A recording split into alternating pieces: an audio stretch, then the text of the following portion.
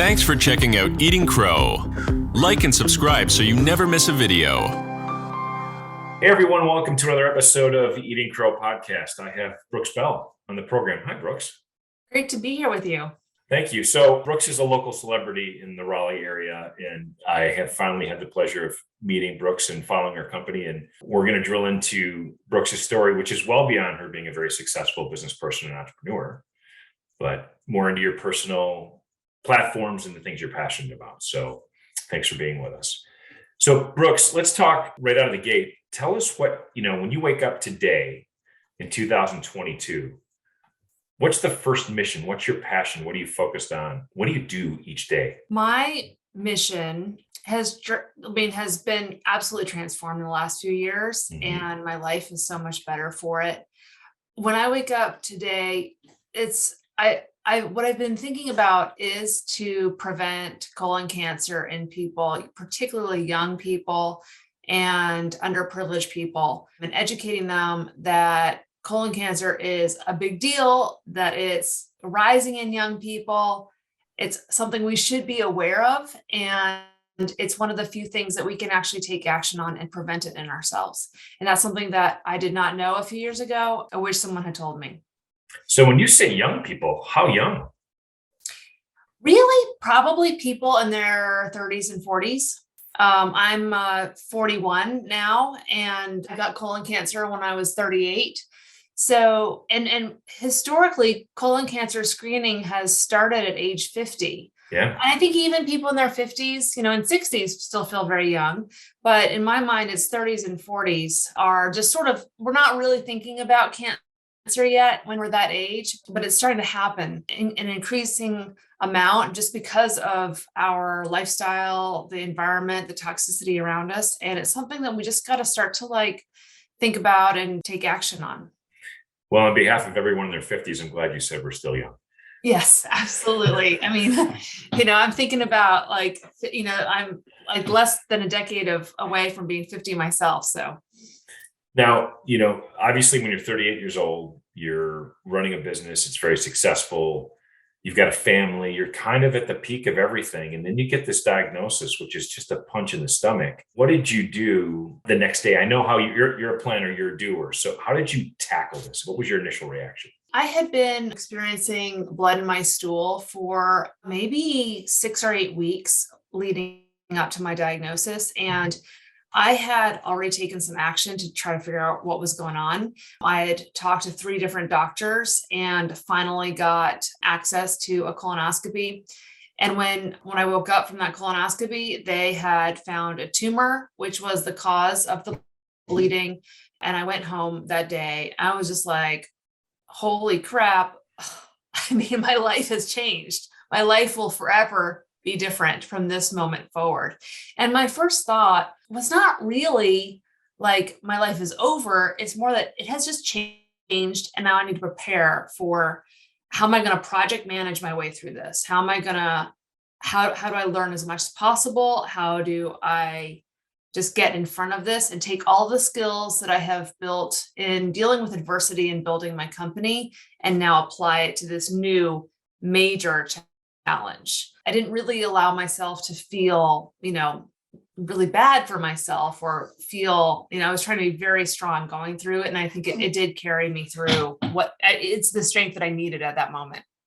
So interesting enough, let's step back and talk about a couple of things you mentioned. I think that are important to consider, right? So number one, you've been feeling symptoms for 6 to 8 weeks. Mm-hmm. You mentioned you talked to 3 or 4 doctors before you finally got a colonoscopy. Yeah. Was that because you were so young? Yeah. And doctors are well-meaning, good people, and they see so many patients all the time.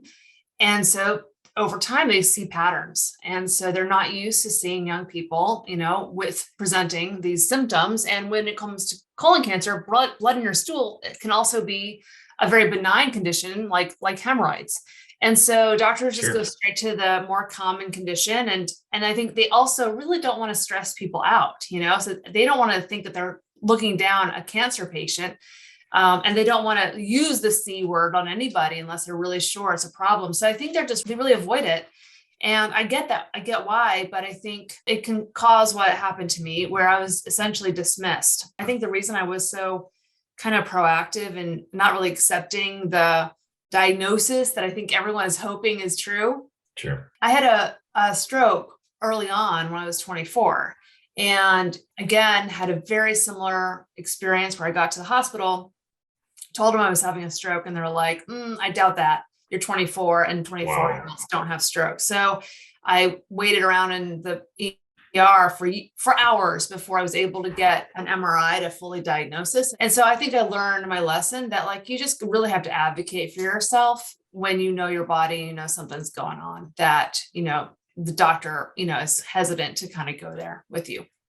Well, you know, a couple of things that are interesting there. Most of us don't think or don't want to assume that the worst case scenario is happening, particularly when you're 38 years old, right? I mean, at 48, 50, I started getting all the notes from my doctors, and, you know, it's time for your colonoscopy, get that done. But when you come out of that exam and they found a tumor, and the reason I asked the question is I know you jumped into this with, you went full bore. So describe what you changed in your life to allow you to dig into this. Well, the first thing I did was I stepped down from running my company. That was a massive, like, dramatic change. The day after my diagnosis, I came and I to the office and I talked with my assistant and my president and told them what happened, and that I was stepping down. And I asked my president if he would step in and take over for me while indefinitely, until we could do a proper CEO search. And it was kind of a crazy thing to do because, you know, my company is named after me. It's the only thing I had done in my entire adult career. And so to step down was, you know, pretty dramatic, but it was obviously for me, it was like the obvious and only thing that I could do. It was so obviously the right thing to do because I felt that probably my lifestyle of running around the country and taking red eyes and drinking too much wine at cocktail hours and just kind of living this fast-paced life was doing no favors to my health. And knowing that I'd had a stroke, you know, a long time ago, and actually before that I had another health condition as a child, I was like, you know, my body just is like not keeping up with this lifestyle, and I've got to make a change and actually put my body first. And I can't be the CEO that my company needs. My company needs a CEO who's willing to have that lifestyle. And that just couldn't be me anymore. And that I needed to like just take a message from the universe and say, it's time to make some changes and really like go inward and really focus on your body and healing it and getting through this major challenge. Give it everything you've got. So one of the more compelling eating crow moments I've heard anyone realize, which is, you know, your lifestyle has to change overnight. And so two questions. Number one, what's the first thing you changed in your life after you stepped down? What was the next big thing you did to kind of adjust your lifestyle? The first thing that I did is I stopped drinking. Before that, I was probably drinking, you know, I was splitting a bottle of wine with my husband, you know, 4, 5, 6 days a week. And that felt like, you know, not a dangerous thing or anything that was like out of the normal range. But I also felt that really could be cut back quite a bit. And that had been sort of a goal to be able to cut back on my dependency on like drinking a glass of wine to relax at the end of the day. And so that was the first thing that I did. It was challenging, and it took a long time to make that to fully break my like emotional connection to alcohol. But I really think that I knew how important that was. And then the next thing that I did, that it wasn't immediate. I mean, I really had to get through my cancer treatment, which started with surgery and then chemo. Once I kind of finished through that, I guess the next thing I did was drink protein, have a lot of protein so that I could like deal with my surgery and help my body rebuild, because surgery will just destroy your muscles. And I don't have a lot to begin with. And so I need to kind of get in front of that. I mean, I threw all caution to the wind and ate like pizza and, you know, ravioli, like whatever I wanted to kind of get through the chemo part of it. Cause I ate whatever my body wanted.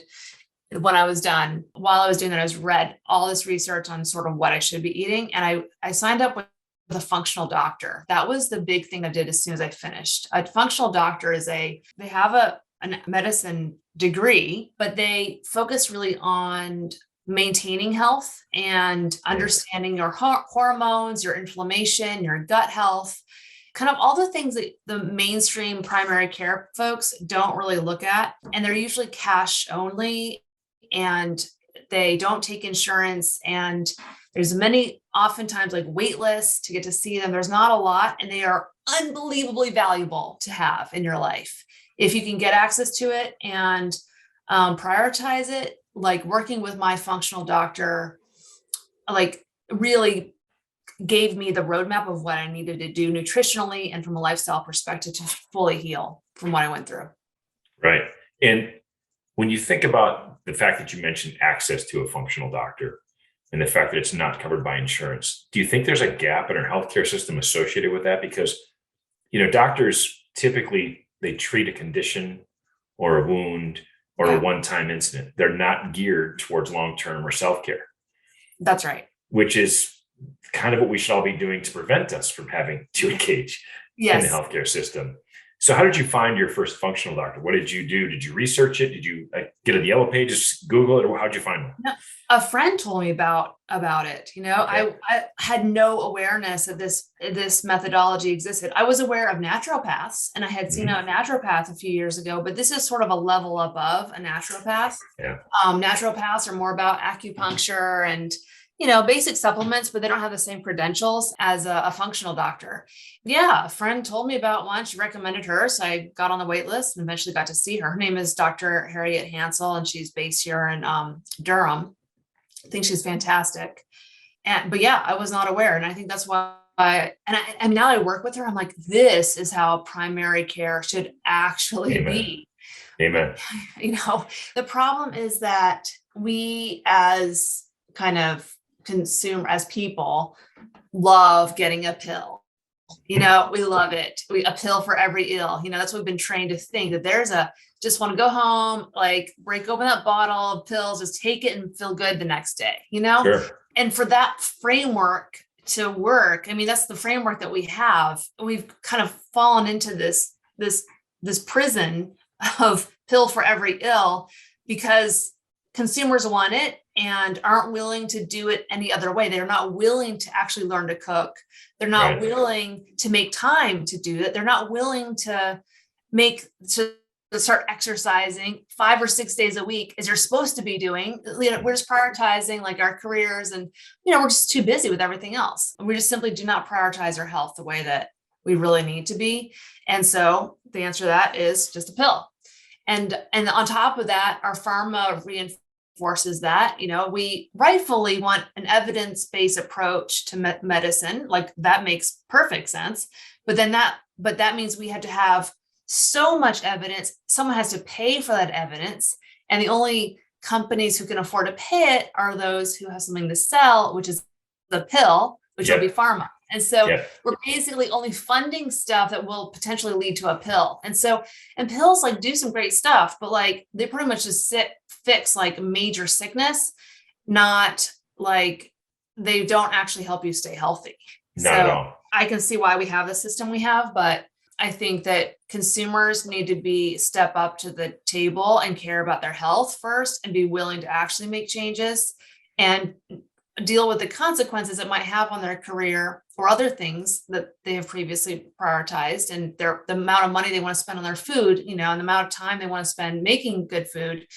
That's way to start there. And then maybe we will then get the policies and systems and support that we need to partner with us on that. Yeah, it's unfortunate. I ran a company in the space for 10 years, and it was disheartening to find out that most people just don't care. Yeah. I get it. I get it. I remember when I saw a naturopath a few years ago, I happened to keep a copy of the intake forms. I don't know why, but I just found it a few months ago. And I saw she asked me a question, scale on 1 to 10, how much do you care about your health? And I said 8 out of 10. And then right below that it said, how willing are you willing to make changes to your lifestyle? And I was like, oh, a 2. I'm real busy right now. Sure. Give me something easy. And I could just see it from her eyes when she saw that, she was like, oh, this girl, like she's not gonna actually see lasting changes if this is the attitude. And that was the attitude that I had several years ago. So I See, get it. what's fascinating to me is you are a highly educated, motivated, performance-driven, curious person, right? That's who you are.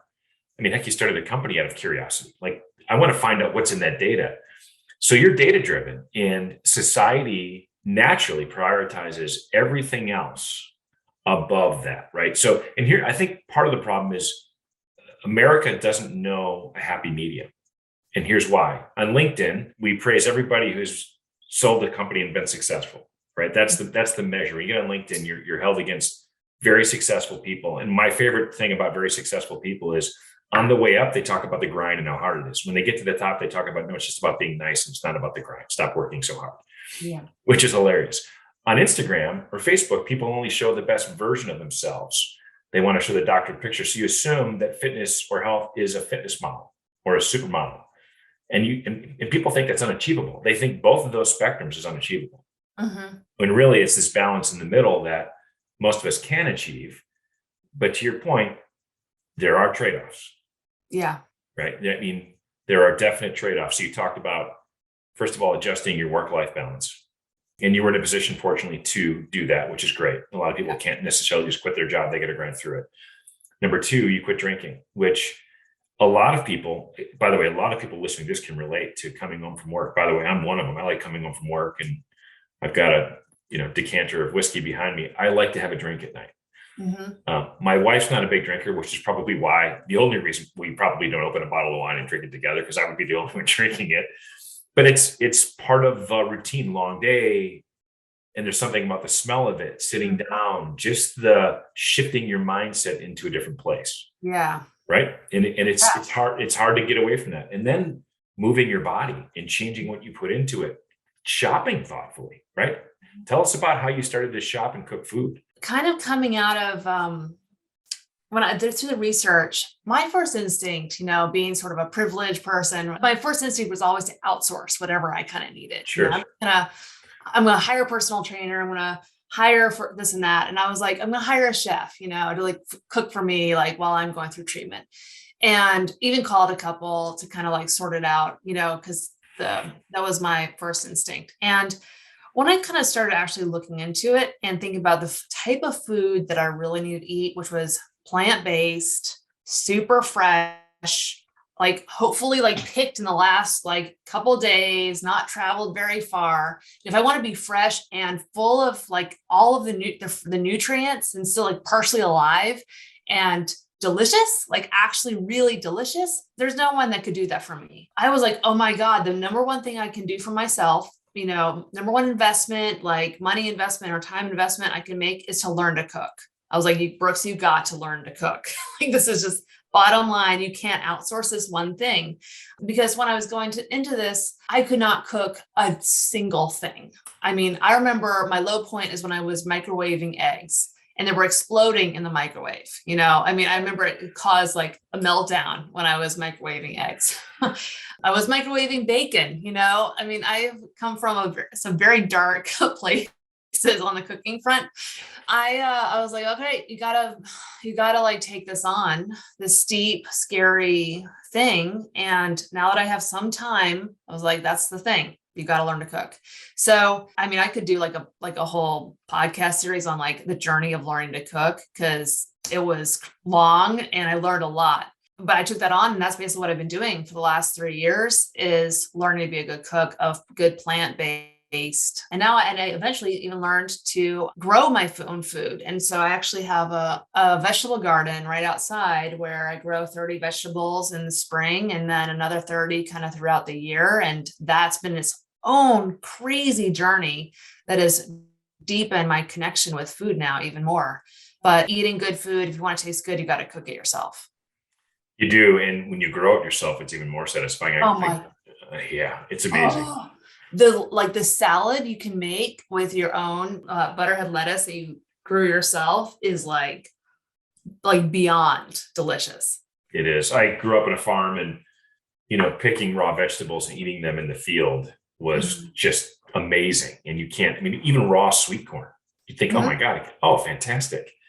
So, all right. So you taught yourself to cook. Yeah. Then you thought about, all right, this whole exercise thing. Yeah. What was that journey like? Well, I saw that there is a 40% risk in recurrence, cancer recurrence, for those who exercise like hardcore, the first year after they finish treatment. So I was like 47%, that was like the number where I was like, it reduces my risk by 47%. Like, that's crazy. And I was like, I got to exercise a lot. And coming out of chemo destroys you. You're like a shell of your former self.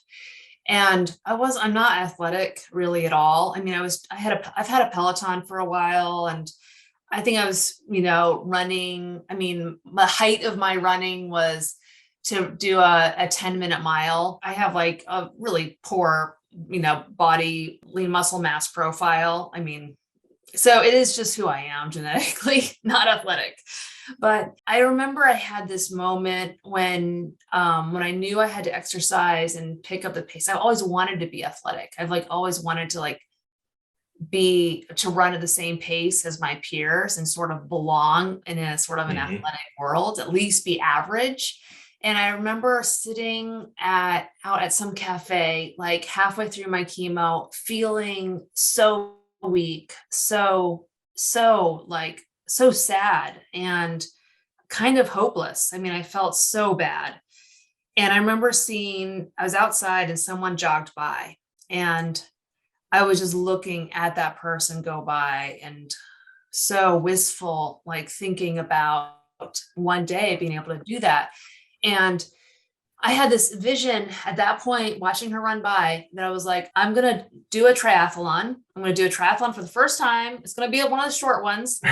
And I am going to cross that finish line. I was imagining like the blue ribbon and like crossing it. And it brought me to tears in that moment. I was like, the moment I finish this chemo, I'm going to start training for a triathlon, and I'm going to do that. And it's going to change. I mean, I kind of like tear up a little bit, even thinking about it now, how powerful that was for me.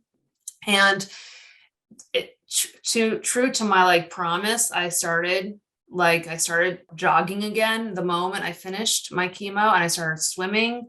I've signed up for a triathlon about a year later, and I got a coach and I started training hardcore, like immediately during chemo to commit to it. As I went and bought a bike rack I never even got it out. I didn't get it out of the box like until I finished chemo, but I got it. It was like, I went to the bike shop and I was like perusing like a shopper, and I got the thing. And then I bought a Garmin watch, like a really nice fancy triathlon one. Cause I'm like, I'm going to, I just got to like be like mentally an athlete and get ready for this. And then I did it. And I wore that triathlon watch for like 2 or 3 years. And I'm very, very proud of what I accomplished. And I did it. Yeah. So I did it. Like, we had the pandemic, the triathlon that I had signed up for ultimately was canceled, but my coach, being a wonderful person, she ended up basically designing a custom, triathlon, like for me, and my whole family went, and she got like the blue ribbon for me. And basically I did the miles with all my coaches and a couple of my friends, and my family was there at the finish line. And it was on the evening of the 1 year. It was the night before my 1 year anniversary of finishing my chemo, and also on the day before my 40th birthday. Wow. That was a trifecta right there. Yeah. It was so awesome. I'm a triathlete, and I can relate. My favorite people to see during a race are someone there with that kind of mission. Mm-hmm. And it's an incredible way to train, right? Run, bike, swim is a really good thing for your body. The swim is a way to recover. The bike is no impact. The run gives you just enough impact where your bones get what it needs out of it. It's a really good discipline. And there are people of all levels at triathlons, right? You see it. There are people who have never, ever, ever done one. And then you got the elites. So good for you to knock one of those things off your bucket list. Yeah. It was, it's one of my greatest achievements. I mean, I think I kind of walked the run part. I mean, it was exhausting, but that's okay. Like I was just to do, and it was really about the training. I had to have a structured way to get in the exercise through that year when I felt, like I would love to just to hang out and do nothing.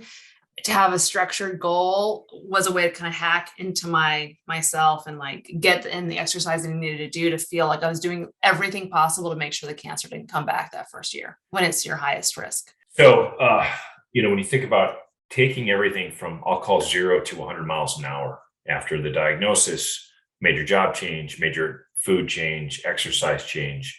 Now it's 3 years later, you're chairman of your company, you've picked up the yoke and you've taken up colon cancer as your cause. Like you said, educating the younger population to engage. I think what I want to help our listeners understand is how have you stepped all those things back into something that's manageable, that's doable every day? So you wake up and think, I don't have to go to 100 miles an hour. I've just got to get these kind of things done.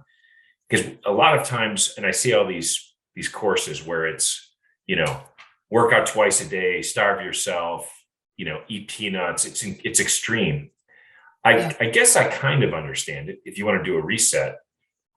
But when you're done with that 90-day challenge or that 60-day challenge, what now, right? How do you look at your day and recognize what normal can be? So how do you approach that? Well, I can definitely overdo something if I get really focused. And I think a lot of ambitious people can do that. Sure. I think that and I'm in a specific, kind of case where I created so much time and space and I had the ability to do it. So I think, I recognize that not everyone can just quit their job and devote 100% to their health the way that I did. But I think that I kind of think about maybe it's more of like one thing at a time, take on one challenge, don't do it all at once. I kind of think about my health almost like a Rubik's Cube where you have, a totally jumbled up Rubik's Cube and you can take one move, every maybe 2 or 3 months, one move. And then you make some adjustments, you look back, you see how you're doing, and then you come back, you make another move. And sometimes it seems like you're getting close. Sometimes it seems like you're undoing some work, and but it might take a few years to actually feel like you're going to get to your goal. So it's not really about the goal. It's more about just doing the activities.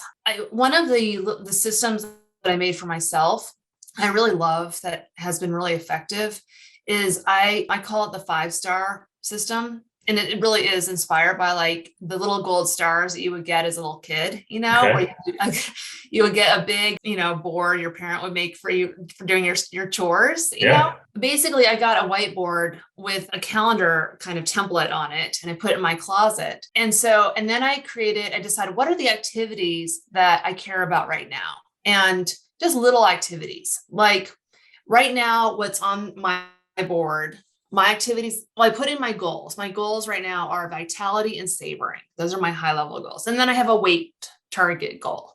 And I think I have a couple other goals, some muscle mass kind of, and a couple other things, but those are my big goals. So they're on there, but then I'm okay, what are the activities that I know are really supportive of those? And one is intermittent fasting. I'm do I fasting 15 hours? Another one is don't drink today. Another one is exercise, get a workout. Another one is I'm trying right now to break my addiction to the ceremonial cacao that I have picked up for the last couple of years. So I'm just trying to break it and not have to have it first thing of the day. So basically don't drink your cacao. And then meditate is my 5th one. And then the last one is just weigh in.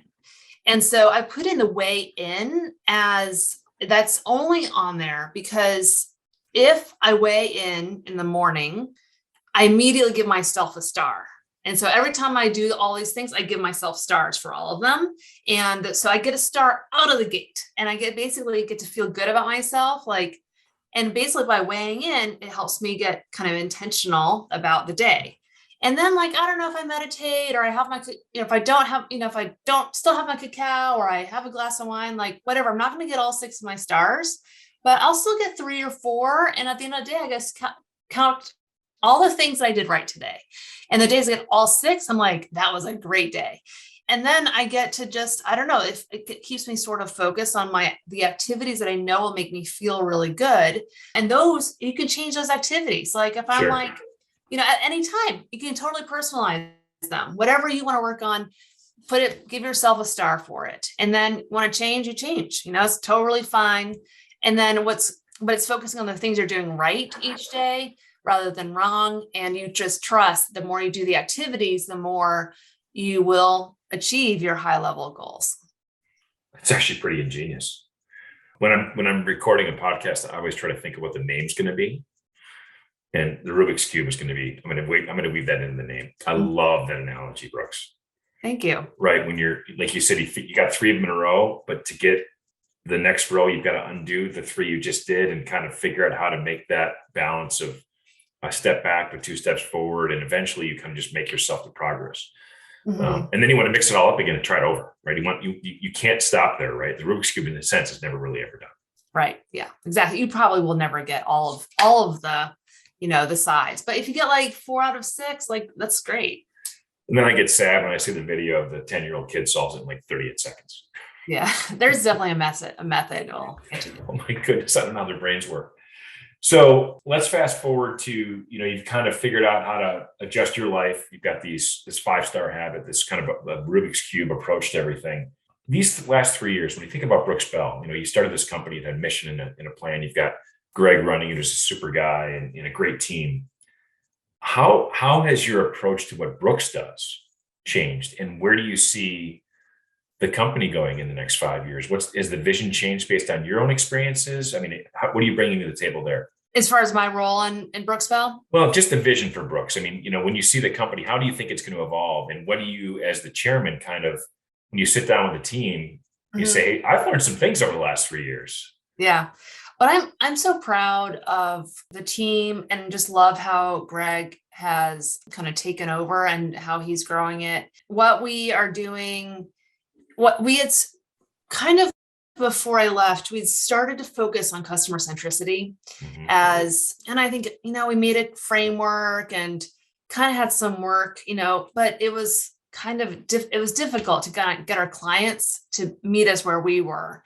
And it just wasn't sticking to the degree that I really wanted it to be sticking. And so that was some unfinished work. And Greg has taken that customer centricity to like another level and has made tremendous like shifts in kind of the team. And we've been able to get some really amazing talent from around the country. The pandemic really has opened up before we really needed people to be local.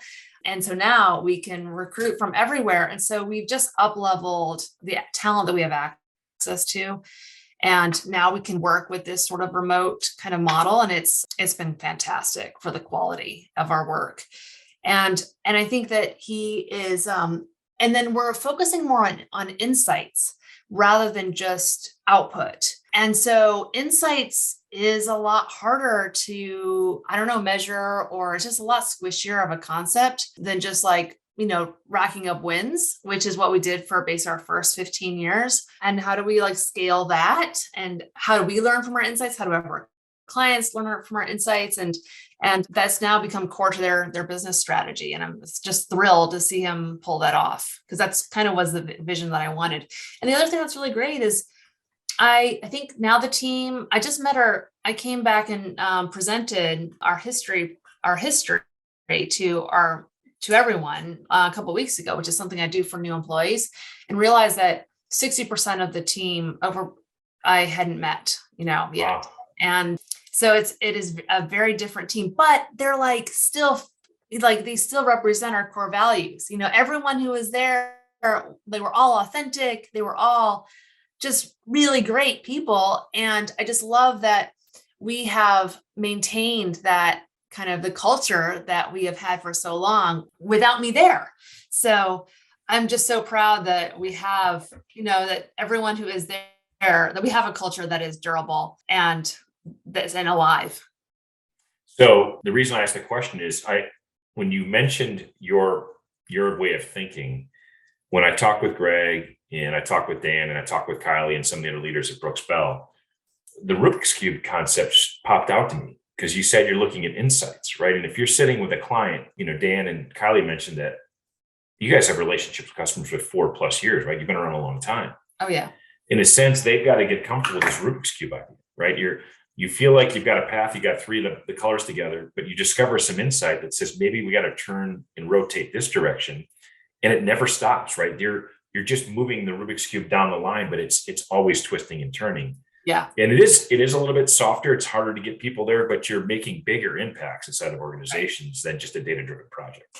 That's right. And I think if you care only about data, it can send you down like some bad paths, that are not customer centric at all, that Right. it puts revenue in front of, good customer experience.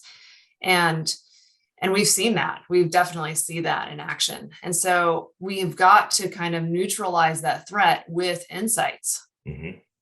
So when you kind of a last question, when you think about Greg and the rest of the leadership team at Brooks, you mentioned when you stepped down as CEO, you needed someone else who could step up and do the drinking 5 nights a week and traveling red eyes and everything.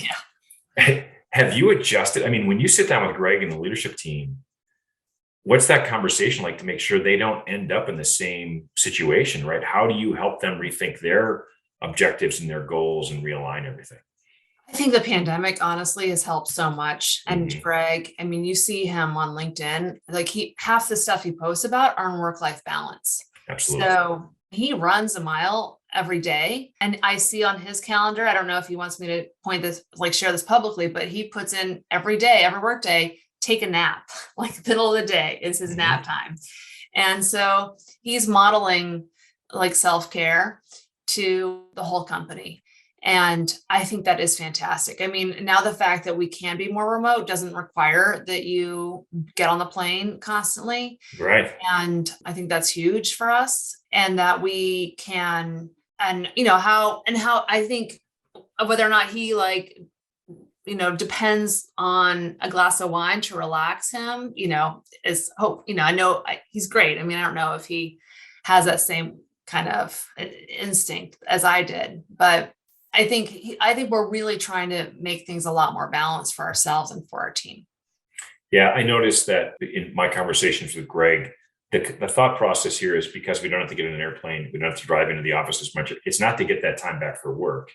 It's to get that back time to find some balance in your life and focus on your health and your family or whatever it might be, which is so beneficial. I hope everyone that has decided to start working from home turns that 20-minute commute each direction, 40 minutes into something that could benefit their health. I mean, yes. it would change the world if we could just get those 40 minutes. Yeah. I agree. It is a huge gift. And a huge gift to us to help kind of break our addiction to growth, for like financial growth or just to capitalism, basically, for like going above and beyond for our bosses, and just associating your self-worth with your financial success or the number of people that you manage or, your title. I mean, all of that stuff I think is so empty, and you've got it, but we've been in this culture that really prizes it. I remember having this conceptual theoretical conversation about selling companies.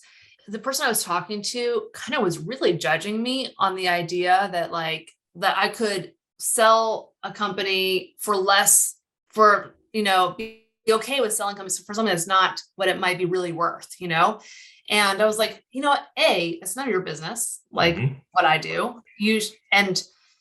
Whatever the right choice is really the right choice for me, not, but I was like, that's just amazing that we care so much about these measurable things about what success really means. And I think with the pandemic, if we can kind of start to realize that it really is about our family, about our friends, finding love in our life, slowing down, focusing on your vitality and savoring and learning new things, that would be so good for our culture and for our society. Yeah. And in closing, I think one of the first messages you mentioned at the beginning of the podcast was, take an active role in your health at a younger age, right? Both seek out experts. If you don't know what a functional doctor is, look it up, find out, see if it's Mhm. something that's of interest to you, or go see a trainer or a nutritionist, and make sure you, to your point, push with your family doctor or your physician. If something's not right, make sure they look into it. Yeah. I saw that's great advice. I just actually conducted a little bit of a research study and asking about various health self-care habits through the generations. And one of the things that I saw is that people's exercise drops off a cliff, like going from their 40s to 50s and 60s. Like older people just don't work out anymore for some reason. And across all income levels and Yep. insurance levels, just like we stop moving our bodies the older we get. And that's also, of course, when all of our health problems start to pick up. That's when we lose all of our muscle mass. That's just all this stuff happens. 100%. What people forget is, without going too far back, but the human body was designed to basically work all day Mhm. and eat very little, right? And we're hunter gatherers, and when you hunted, you went and hunted for sometimes days, and then you brought back whatever you could eat. And while you were gone, people were gathering, so they were up and moving all day long. Mhm. And they maybe ate once or twice during the day, and it wasn't a lot. And it was typically just what you're growing in your backyard, right? Organic Yeah. fruits, vegetables, and then some lean proteins. So, our whole society shifted the opposite direction. We sit Yeah. 99% of the day and we eat a lot. Yeah. A lot of sugar, like too Yeah. much sugar. Like, Yeah. And what we eat's not good for us. yeah. So it's hard, by the way, that evolution took a long time. It really started to take place in the 70s and 80s, right? Mhm. That's when diabetes and obesity went. I mean, it was a hockey stick. Yeah. If you look back at it, it was not an issue. I saw like a documentary that took place in the 70s, had all these scenes of just people, 30s and 40s and the 70s walking around. They were so thin. Like Absolutely. everyone was so thin. I could not believe it. Yeah. You ate basically 3 meals a day because snacks were not readily available. Processed foods were not a big thing then, both in the packaging and the fact that you could process and preserve things. And you just, your TV was 15 inches, in diameter. It just wasn't a lot to do other than that. You just did stuff. Yeah. And it is, I fought this battle for 10 years, and it's hard to get people to change what's comfortable. Yeah. So I hope that people that have heard this program recognize, and I hope that people don't have to have a life-changing event like you did. Yeah. Right. They can listen to this and go, maybe I'll talk to my doctor tomorrow, or, Betty's been asking me to go to the gym, whether I should go. And, here's what I always tell people: you never regret.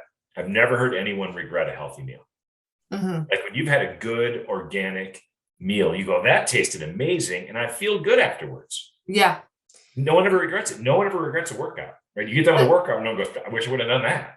Totally. The cookbook that I learned to cook with was called Healthier Together by Liz Moody. That's a great cookbook.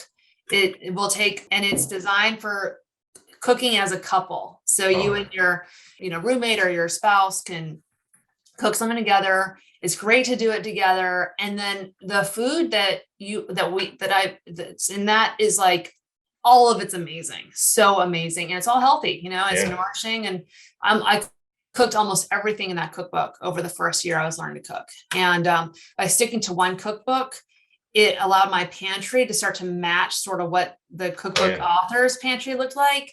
And before I knew it, I didn't need to shop for new stuff. Like I already had the stuff I needed to cook whatever it was. And it made it so much easier. So that's a recommendation for learning to cook. Yeah. And another couple tips for people that are trying to shift into that lifestyle, Brooks, is make dinner time an event, right? Yeah. Put some music on that's soothing after a day, whether it's a glass of wine or a glass of club soda, something, right? Where you talk with each other. For those that have kids, my kids did their homework at the kitchen table while we were doing that. And they learned to cook. They learned to appreciate decent music and then the smells, right? Those smells come back that trigger memories as they get older. Yeah. Really an important thing. You got like an LED, there's all these cool new lamps out there that are LED kind of, you can plug them in and charge them, rechargeable, that make it a candlelit kind of vibe. Perfect. We always have that on hand. I just turn that thing on, put it in the middle of the table. Sure. It's awesome. It's like, I can't eat without my little candlelit vibe at night now. Well, and the other thing is, I think people think it's expensive to eat healthy. It's not any more expensive. It's a little more choosy because your food tends to last only a couple days. Right. So you have to engage in that practice, but it doesn't have to be more expensive. It just needs more thoughtful. Yeah. So, I was thinking about this concept, like, what are they? It was like the 4 P's of like cooking.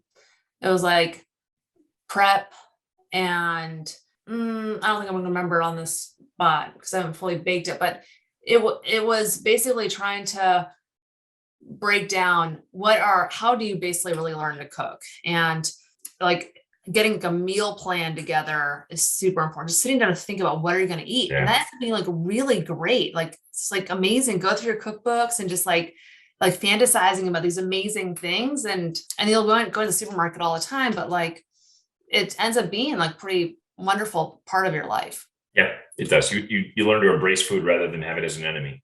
Yeah. Well, Brooks, it's been a pleasure. It was great meeting you and getting you on the show. I hope to check back in with you in a year or two and see where things stand and find out where all your initiatives are. And I'll put how to reach you and the causes that you're supporting in the show notes so people can find that as well. Thank you. And I guess my last thought is like message I just want to leave with everyone with is to get a colonoscopy like the moment you turn 45 or the moment you can qualify for it. Do not delay. It should be like on your 45th birthday. Colonoscopy is how you prevent colon cancer. It's one of the only procedures that actually proactively prevents you from getting cancer like in the next decade. Yeah. So every other cancer you can prevent with lifestyle. This is the one you can prevent with a procedure. Sure. And the reason is because colonoscopy will find out if you have a polyp, which polyps are the cause of colon cancer, and polyps are really common. People in their 40s today, about 37% of them have a precancerous polyp by like their mid 40s. So that's like 1 in 3 of us have a polyp. These are like very common. So that's why you want to get in there, find out if you have a polyp, get the thing removed while you're under. It's also the only procedure that actually like diagnoses and like fixes you while you're asleep before you even wake up. So you wake up polyp free. Yeah. And it's amazing. You don't need to then think about this for, a few more years. So and colonoscopies are like a great fast, a great cleanse, and a great nap. So by the way, very true. Pleasant. Yeah. It is a fast, it's a cleanse, and it's a nap. And you wake up, you're like, wow, that was pretty simple. Yeah. Simple. I feel light. I feel, I feel empty. Yep. I mean, it's much more positive than people realize, but I just beg you to not delay it. Don't worry about it. Don't fear it. It's a really a wonderful thing to do. And it can save your life down the road. You will only feel good about yourself when you wake up after colonoscopy. I had my last one a couple of years ago. Absolutely easy thing to do. Woke up, they found one little polyp, removed it and said, you're good for 5 years. Come back. We'll take care of you. But yeah, exactly right. They give you the test.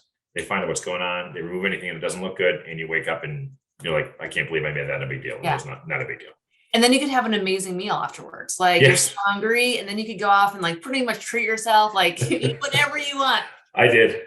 Yeah, for sure. Yeah, it's so pleasant. And whatever you eat afterwards is going to taste amazing. Yeah. Well, Brooks, thanks again. Great message for all those listening. Best of luck and congratulations on the continued success of Brooks Bell. Thanks, Peter. All right. Appreciate it. Thanks for checking out Eating Crow. Like and subscribe so you never miss a video.